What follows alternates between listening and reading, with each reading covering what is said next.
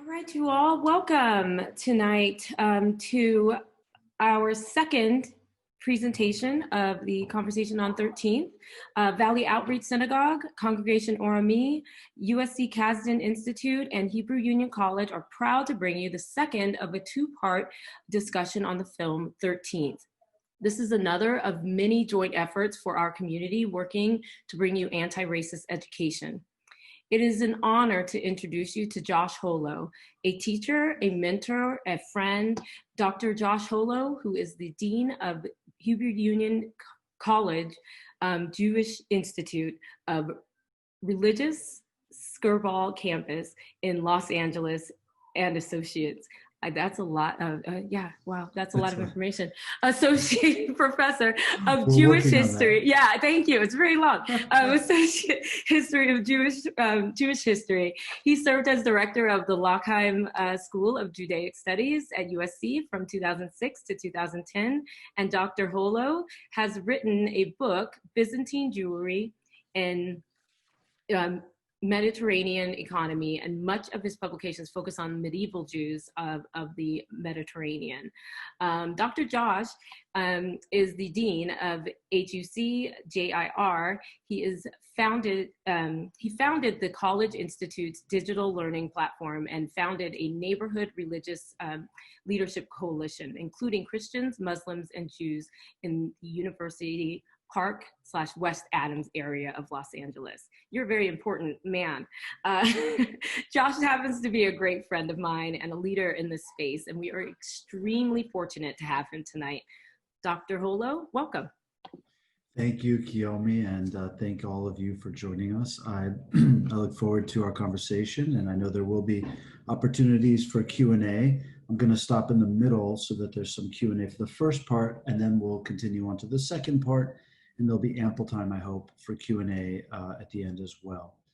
I would like, before I get started, to offer some of my own thank yous to the Valley Outreach Synagogue, Rabbi Lipaz and Chaplain Ney, Orami, my friends and colleagues, Rabbis Kipnis and Weiss, the USC Kasdan Institute, also my friends and colleagues in the University Park neighborhood, Lisa Ansel and Stephen Ross, and most particularly to you, Kiyomi, my friend and my interlocutor in all of these discussions, which began half a decade ago, but have become so central to all of our lives right now. And to Matt Whitkin, who is making all of this possible online. Thank you for your support. So, by way of recap, last time we talked about how the Jewish experience can crack open constructively an understanding of and an appreciation for this moment of anti-racism, of understanding the Black Lives Matter movement such as it is. We don't even have a name for it properly, but we'll call it that for shorthand. And really to participate in the very best of what this moment has to offer to change our country for the better, and our part in doing that as Jews, and some of the hurdles that we have to overcome in order to reach that goal, or at least to move towards it most powerfully and strongly. Today, I come to you as an historian, and I want to share with you one of the most powerful tools at the disposal of all historians, and we all use it, but we don't always talk about it. And most of you who went to school and had to remember dates, and maybe were a little bit turned off by history, maybe you've never even heard the term, and maybe you wish you had, because it's all about stories and the imagination. And in fact, it's called the historical imagination. Now, as you heard, I'm a medievalist, so I don't have specific scholarly credentials for the period we're talking about, which is the transatlantic slave period, the Civil War, emancipation, Jim Crow, up to today. Nevertheless, I, like all of my historian colleagues, I have practiced the art, the skill, the use of the historical imagination. And I want to share with you how we can use our imaginations responsibly, thinking historically, but also imaginatively, to understand Ava DuVernay's argument in 13th, talk about what's challenging about that argument? Why is it difficult for us to wrestle with that argument? And how we can use the historical imagination to rethink our relationship to DuVernay's movie and everything it represents in American society. And the centerpiece will be the historical imagination. So what is the historical imagination? The historical imagination is based on the reality that everybody who studies history, from school children all the way up to people like me who are professors of history, we all do something very basic, which is we connect the dots.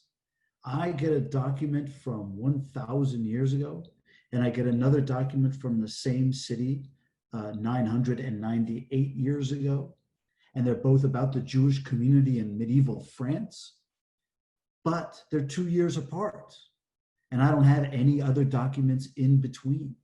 What's been happening in those 2 years? Has the entire world been waiting for the second document? No. Of course, life was moving, things were happening, and I don't know what that was. I know the two documents, I know what they say, but I have to connect those dots, and the only thing I have is my imagination. Now, that's a big responsibility because I'm trying to describe a reality that existed a long time ago.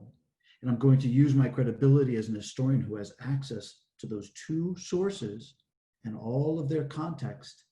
And I have to tell a story, and I have to fill in the blanks. The historical imagination is the historian's way of responsibly understanding that there are blanks in between the dots, and we have to tell a story that fits the evidence, but also makes sense. And the truth is, there are lots of different stories you could tell to fit the evidence. So, for example, much more recently than my period, we know all about Abraham Lincoln. We have hundreds of documents. We have a million sources, all in English. My sources are in Hebrew and French, whatever, it's a mess. But here we have all of these sources from relatively recent history, less than 200 years ago, that tell us a lot. But nevertheless, there are, of course, blanks. And so we imagine what were the great mood swings associated with Abraham Lincoln about bipolar disorder. Was his primary motivation for the Civil War first and foremost the Union? Or was it his changing attitudes towards slavery? All of these things we have evidence for, but at the end of the day, we have to fill in the evidence with an imaginative but responsible story. This is the work that I would like to bring to the movie, The 13th, and really one of the challenges that we face about the 13th, so we can talk about it as active citizens today and with the power of history at our disposal. So I'd like to begin by talking about what DuVernay is asking us to do. She's presenting us with evidence, and she's asking us to use our imaginations to understand a story. Now, here is her core claim. At the end of the day, she calls the movie 13th, presumably, because her argument is the following: that the 13th Amendment, even though it ended slavery officially in the United States, it actually allowed for continued physical imprisonment, a kind of slavery she implies, for people who have committed crimes. And she wants us, moreover, to believe, she wants to convince us that criminality, that loophole in the 13th Amendment, has continued to this day, to be an ongoing legacy of slavery of Black Americans, that it is a source for oppression and keeping Black America down in ways that echo directly and are connected organically to slavery and the 13th Amendment, even the 13th Amendment, which was intended to free the slaves. That's the crux of her argument. Now, here's the challenge for our use of the historical imagination. Here's the really difficult part. for you and me and almost anyone on the street that we're likely to meet, Ava DuVernay's argument that I just laid out for you is likely going to be very comfortable up until the end of civil rights. Most of us today are going to be perfectly comfortable understanding Jim Crow, understanding the birth of the KKK in the early Reconstruction, the pre-civil rights era. Most of us are willing to acknowledge that there has been a persistent, an insidious continuation of really systematized racism that has oppressed the Black American population. That really, for most of us, is not that challenging. However, when we talk about today, let's say from the 60s to today, all of a sudden, it's much more difficult for us to accept DuVernay's argument. It is difficult for more Americans today to really accept the fact that we are still living the legacy of slavery. That is a much more contentious argument. And I want to inject into this conversation how the historical imagination can be a tool for us to understand our argument. I believe it's an important argument and a meaningful argument, and I agree with its skeleton and its structure and its basic impact. And I think it's worth sharing why.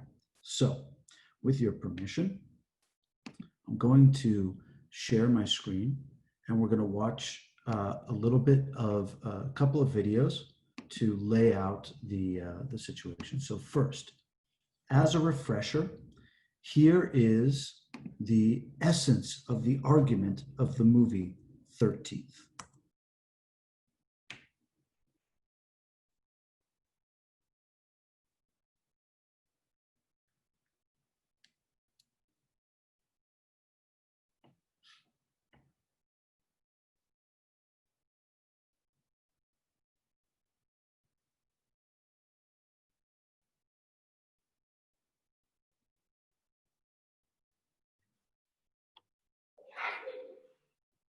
Josh, we don't have sound. Okay. Me neither. Let's see.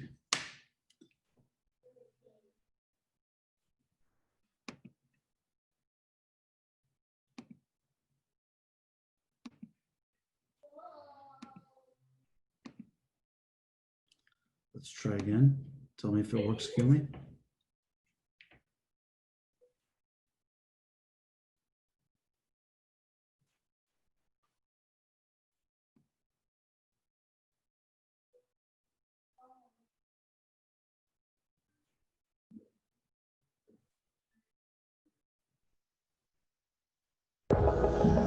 The 13th Amendment to the Constitution makes it unconstitutional for someone to be held as a slave.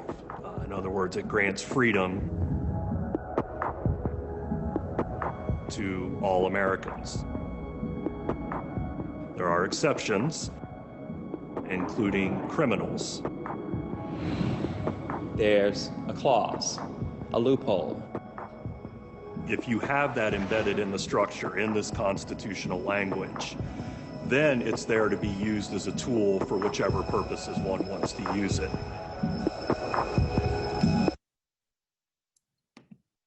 Did that work? Yes, it did. Great. So, as you can see, the argument is that the 13th Amendment allowed this tool of criminality to be embedded even in the proposition of freedom, to limit freedom. And so that tool, once it's there in the amendment, which amendments are very difficult to create and undo and do, that we now have this tool at our disposal to keep the enfranchisement of anybody in principle, but because this is in relation to the Black population of the United States, it's particularly potent vis-a-vis slavery and its legacy. Now, I want to illustrate to you my argument, which is that our historical imagination is completely comfortable with this argument during Jim Crow through the 60s, through the Civil Rights Movement. I'm gonna illustrate to you how easy it is for us to accept that, because our historical imaginations have done the work of accepting this argument up till civil rights. So here we go. I'm going to show you another clip also from 13th in one moment.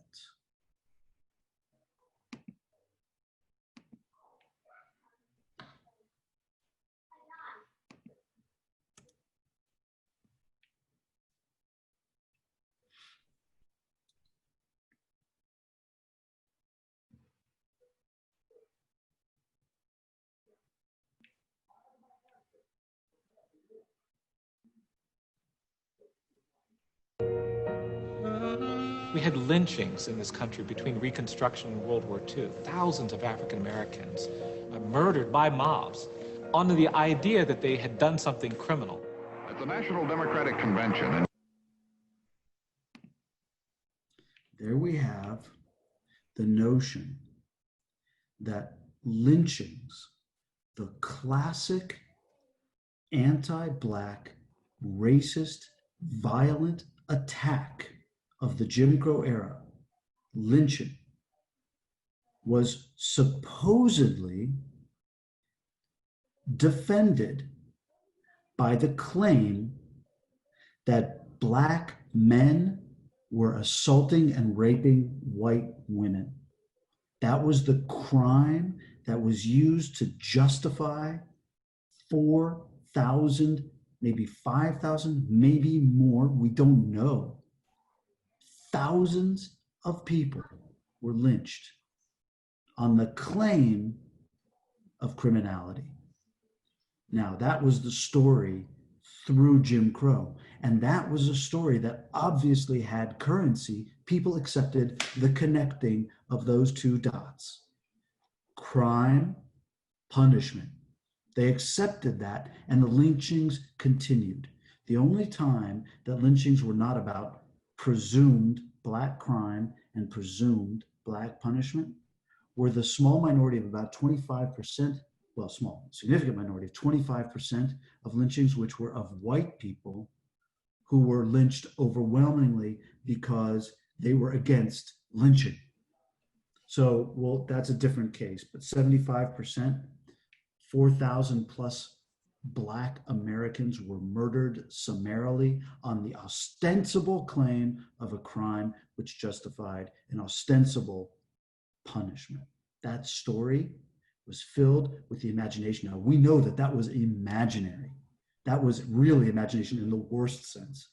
So we've done the work in this country of reimagining, of being historians who say, wait a second, let's ask what the story behind this really is. Part of it's our imagination, part of it is other sources and other dots we connect and other evidence. But we now understand with our empathy as well as with our evidence that the Jim Crow story of lynching, that justified lynching, is not valid. We have another story, which is the story of America Today. Now, why do I know that we are willing to accept this? That we are willing to accept Duvernay's argument that the criminality embedded in the 13th Amendment became an excuse for violence and crime, which is her claim? How do I know that our imagination has changed?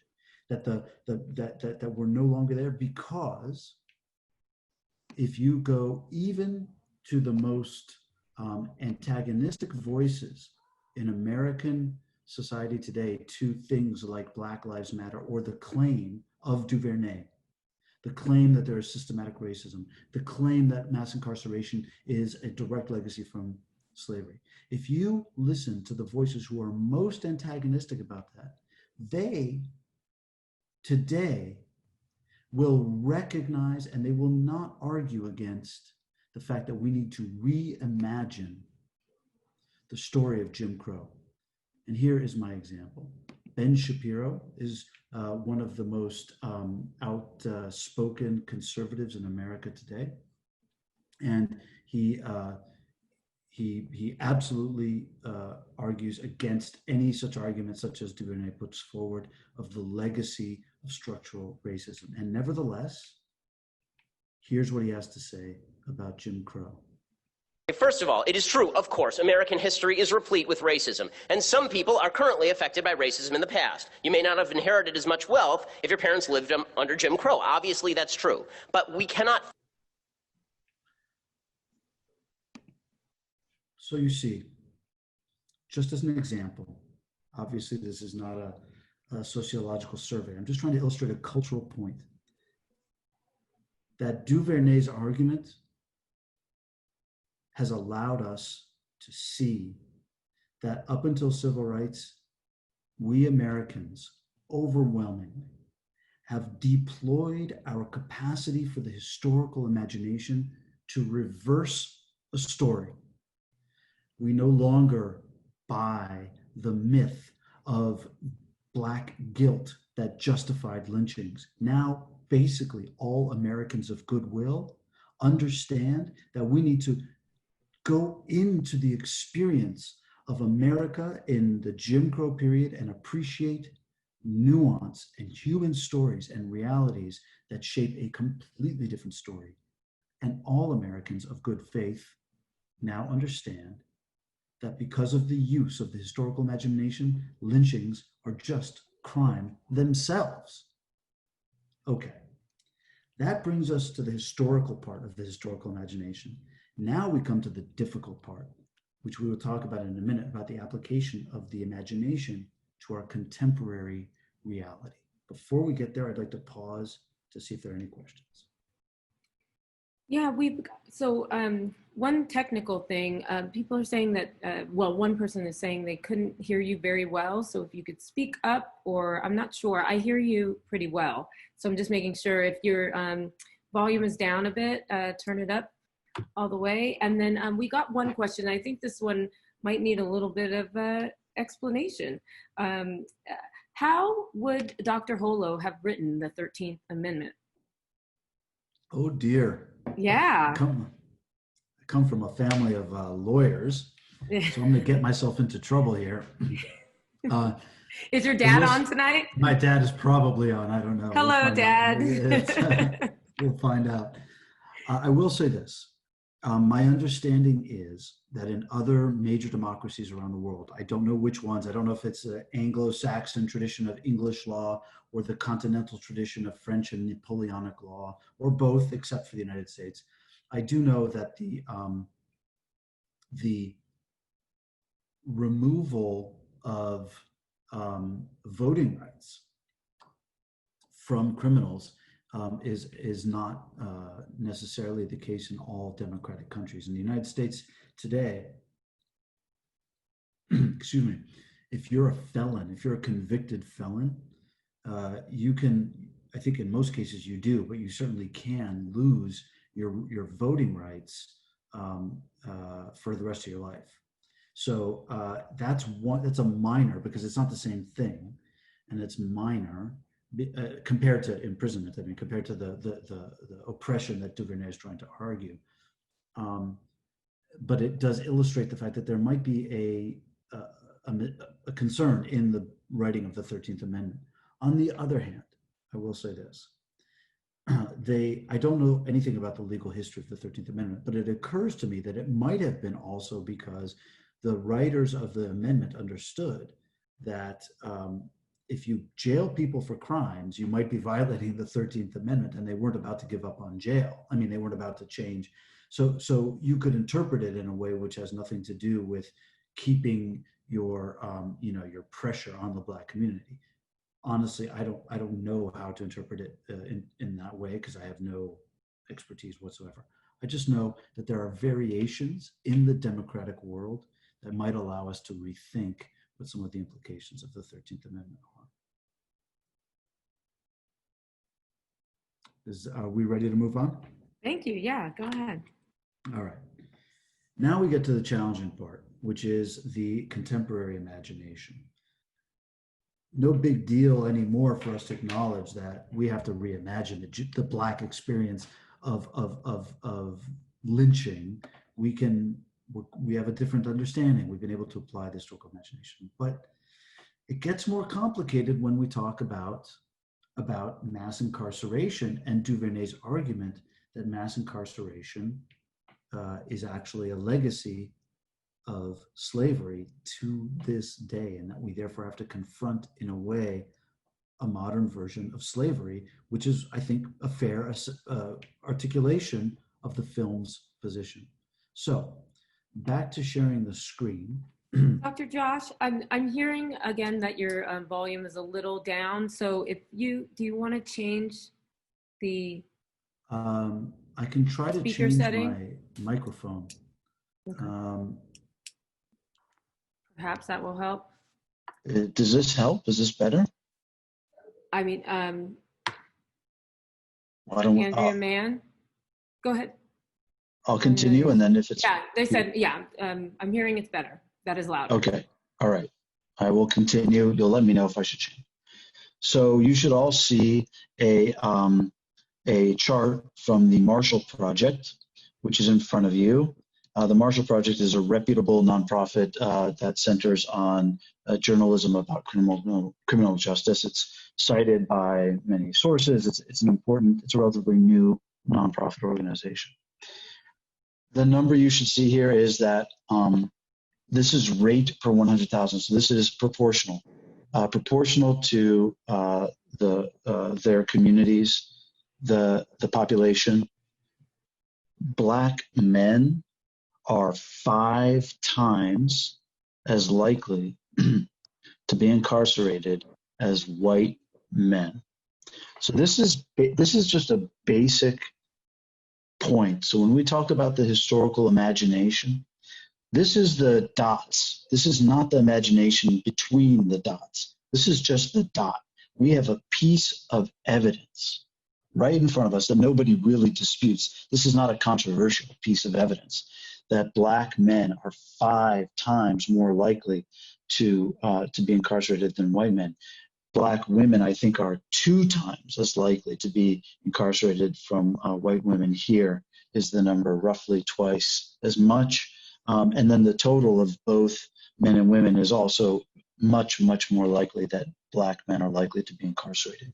This is the reality that both conservative thinkers and liberal thinkers and DuVernay herself are all working with. This is kind of our shared reality. The question that requires imaginative thinking, responsible imaginative thinking, because no independent piece of evidence is going to answer the question, is why? Why is black incarceration rates so much higher than white incarceration rates? Well, one of the answers is crime. And this answer is very potent because there's a lot of other data points that we can call on. And I want to point out that DuVernay here, which we'll see in a minute, she clearly chose to cite the Clintons, both Clintons, because she wanted to choose Democrats who were also willing, or whose careers indicated belief in this statistical argument, that one of the reasons for such high incarceration rates is high crime rates among black men. Now, this becomes part of the imaginative conversation. When you have 2 statistics, do you have a story? Well, maybe, maybe not. And we're going to complicate what appears to be a simple story by our imaginations. So here is Bill Clinton in the movie 13th, pointing out the problem, which basically accepts the problem of black crime rates.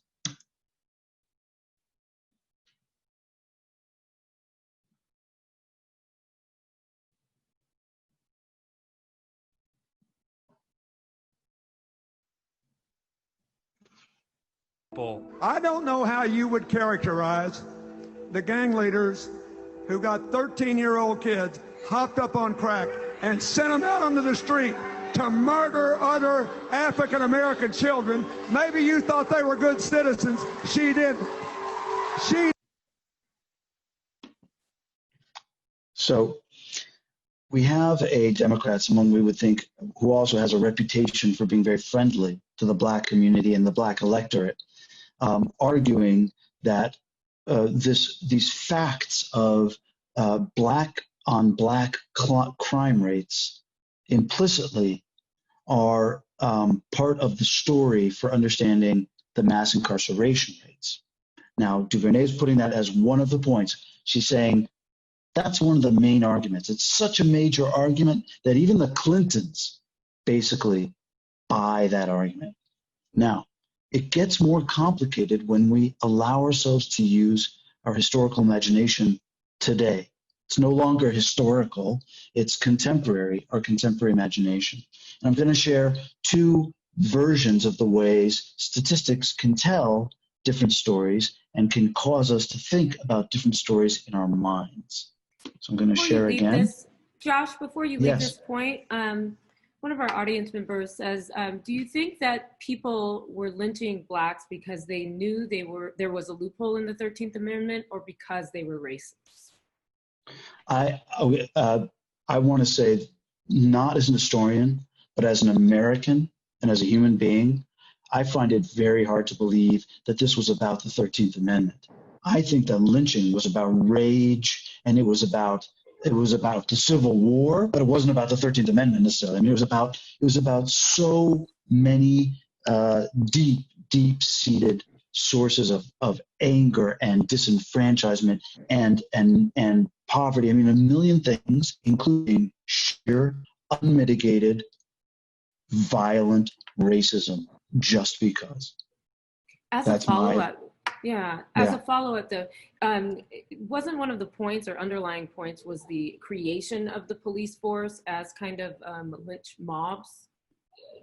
Yeah, there's the argument is that she gets into some of the creation of the police as actually designed for these things. And we know that police were developed in other countries under arguably different philosophies. So I think there might be complicated stories that we could imagine in there as well. I do think one thing is indisputable. I've never heard a single person, historian or storyteller or documentarian, ever argue against the simple proposition that the police were exponents. They were tools of, they were enforcers of lynching, no question. They were completely embedded in the crime of lynching. Whether or not the very idea of the police was embedded in that, I feel like I don't feel like I have a story of my own to tell there. But certainly as an American, I think we know that the police were lynchers in their own rights. So. And please understand, there are times when I'm going to say that I'm speaking as an American and as a fellow citizen with you and as a Jew engaging in our own shared inheritance. And there are times when I'll speak as an historian, and they sometimes differ, but they certainly deserve to be distinguished for the sake of transparency. So let me share with you a different story on some of those numbers. And you will often hear people talking about statistics and then the story behind the statistics. That is the historical imagination at work. Here, I cite a classic conservative outlet called the National Review. It prides itself on being intellectual. We could argue that, but it's certainly, it's not like random homicidal racist rants. It's a developed argument, and it's got its thoughtful articles sometimes, but it's decidedly conservative, and it's decidedly antagonistic to Black Lives Matter. It's decidedly antagonistic to the proposition that American democracy is built on deep structures of racism. So it spends a lot of ink, or no longer ink, it spends a lot of screen space arguing against these things. And right here, I just want to point out this very brief argument in an article. They cite the Washington Post, which of course is a liberal outlet. They are friendlier to the Ava DuVernay argument. So they use that as part of their argument. They say, according to the Washington Post in 2019, There were 249 blacks killed by the police. 165 had guns, 33 had knives, and only 14 were unarmed.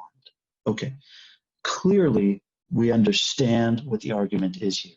What they're really saying is, implicitly, on some level, the victims kind of deserved it. That appears to be the way that they're trying to get us to understand. They probably would disagree. They would probably say that I'm reading too much into this, but fine, we could argue that, but they're clearly saying that the blacks who were killed by police were not, shall we say, unarmed, implicitly peaceful. So it's very loaded. It's very loaded, and they're using quote unquote liberal data points. So they're telling a story. They're asking us to fill in the blanks with our historical imagination. Although it's not history, it's contemporary. But I want to share some other data with you, which tells a different story, which we fill with our own imaginations in a different way.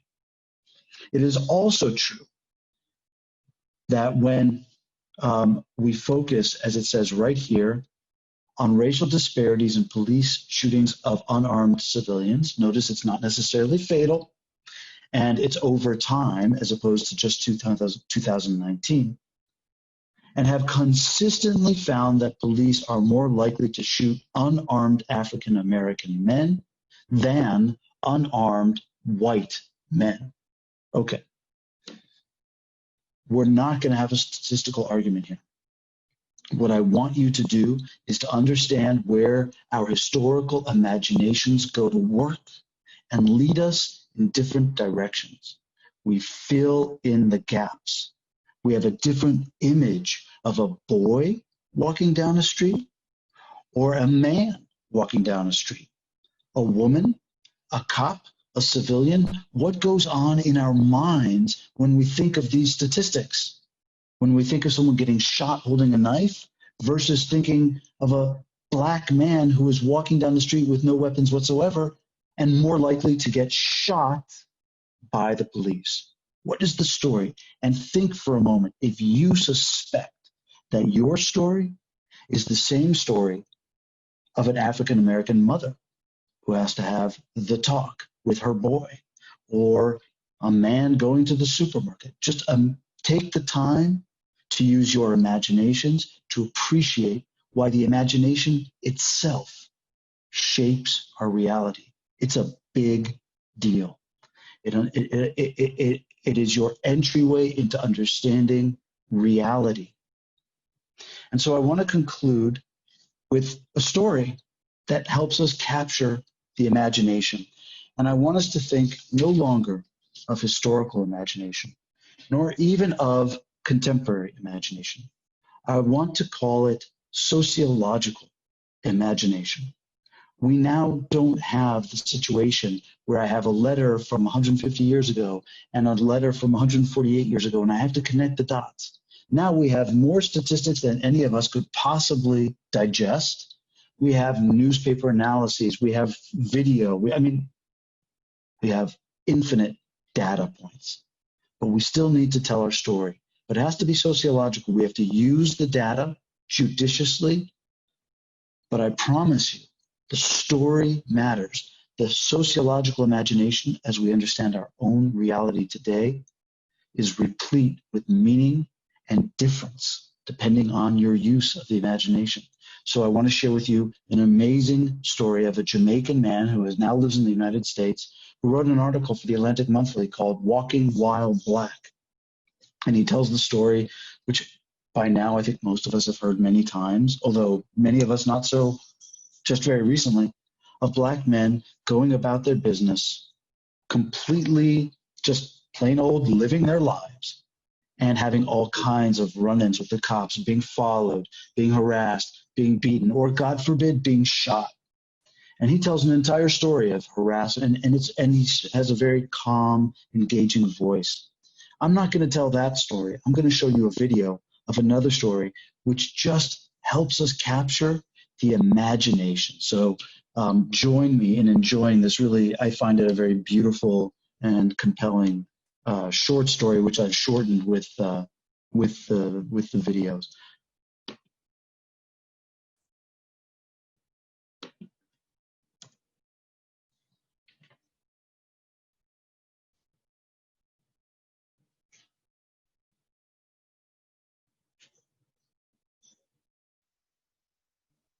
I jumped out of the subway station in New York City, in a neighborhood in Williamsburg, neighborhood in Brooklyn, right to the edge where the hipsters meet the Orthodox Jewish neighborhoods.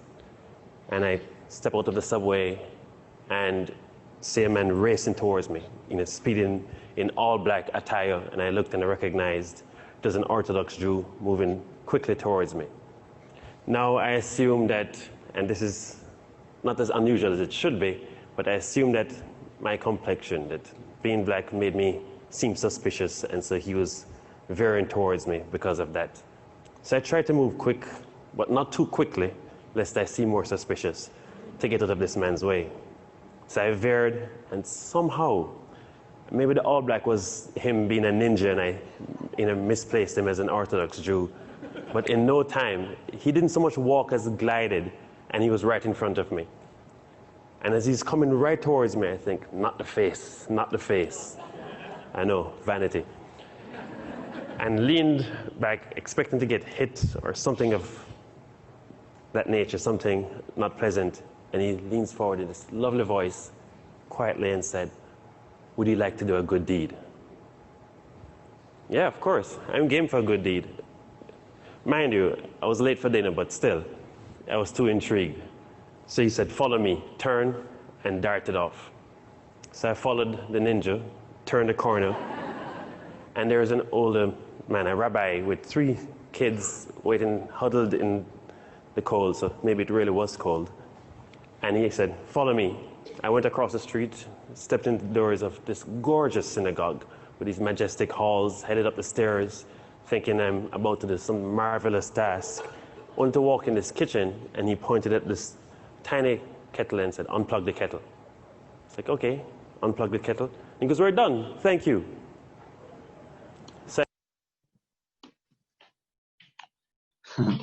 So in many ways, this is a charming story. But let us use our sociological imagination and understand some of the dynamics that are purely about story embedded in mountains of data. A black man gets off of a subway system at the border of neighborhoods. On the one hand, he sees a person he already understands to be an Orthodox Jew coming, and he fears an attack, as he said, because he has reason to fear an attack because he has been attacked. And he says, "Because I'm black," and he knows it. That's one part of the imagination I want you to have. But there's another part of the imagination that's going on here, which is, why did the Orthodox Jew from on the other side of the train station start running towards this Jamaican dude? Well, it's because he's black. And because the Jew presupposed that if he's black, he can't be Jewish. Why? Because he needs a Shabbos goy. He needs a non-Jew to do the work that he cannot do on Shabbat. The layers of racism embedded in this charming story capture the power of the imagination that connects the dots between the data points of incarceration, the 13th Amendment, and crime rates in black neighborhoods versus borderline neighborhoods, which we know that Brooklyn is filled with them. I mean, there are so many layers here. All of them are completely fraught with race and human stories that force us to come to terms with the fact that it's not just about crime rates. It's not even just about mass incarceration rates. It's about the ways in which our interrelationships are warped by racism, and that we have to take the time to understand those stories when we investigate Duvernay's claim that we are still the heirs to a viciously racist system which has real consequences in the lives of people as they go about their business. So I hope to complicate for all of us what could be just a politicized argument about mass incarceration and the legacy of slavery, which, by the way, I fundamentally buy. I fundamentally agree with. But I agree with it because I know the stories of individuals who have had to live its consequences. And we're all learning them more and more because of this moment. So let's take this moment to use our sociological imaginations to critically analyze data and always deepen our humanity. Thank you very much. Thank you, Josh. I was expecting uplifting into that story, but you did bring it home. I, was talking about my own. The assumption is that I'm not Jewish often, so I appreciate that. But now I was like, oh, I'm kind of bummed. But I like the story. So we have a couple questions. Let's see. Oh yeah, and someone's asking for you to share the link to the TED Talk. If you'll share that with me, I'll make sure that gets out to everyone. Yeah, I'm happy to. Yeah, and can't do it now, but yeah. Yeah, but that's fine. So we'll do that. And then, so there's a couple questions. One's a follow-up to your first question, and then one's kind of a bigger one. So we'll start with the follow-up about, has an amendment ever been rewritten? I mean, prior or after it's been produced? Yeah, I don't know which amendment it is, the 19th Amendment. I don't know, someone can help me out here. The amendment that was, that created abolition, when alcohol became illegal in the United States. It was rescinded. So does that count as rewritten? I don't know. But it was rescinded so that alcohol became legal again in 27 or something. I'm not sure. Yeah. Okay. We can look that up. Someone out there is someone has to do that. Constitutional scholar? It is not me. Law degree, it's criminal background. Okay, well, we'll wait. But the other question was the first question that came in tonight, but I wanted to wait till the end to ask it. And I think we touched on this a bit last week, but I think it bears repeating. Is the Black Lives Matter movement anti-Semitic?